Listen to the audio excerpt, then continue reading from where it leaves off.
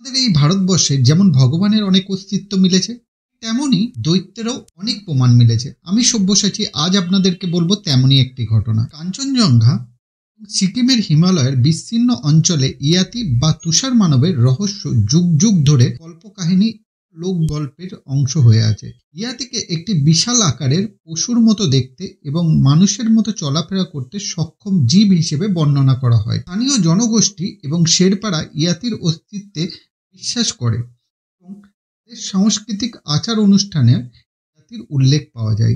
ইয়াতিদের অনেক প্রমাণ পাওয়া গেছে, যেমন পায়ের ছাপ দেখেছেন বিভিন্ন সময়ে অভিযাত্রীরা।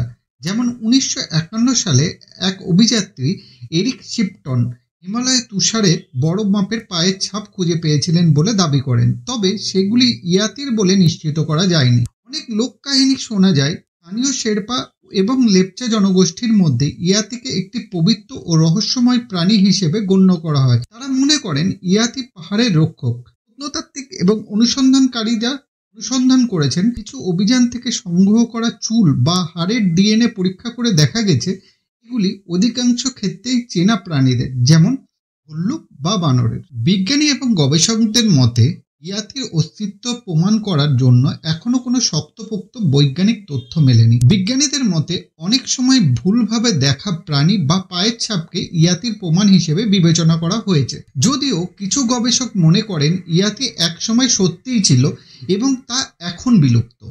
আজও রহস্য হয়ে আছে। ইয়াতির গল্প মানুষকে আজও আকর্ষণ করে এবং হিমালয় অঞ্চলের সংস্কৃতি, ভ্রমণ এবং কল্পনার সঙ্গে জড়িয়ে আছে। এই রহস্য হিমালয়ের প্রকৃতি সৌন্দর্যের সঙ্গে একটি অতি প্রাকৃতিক মাত্রা যোগ করে দেয়।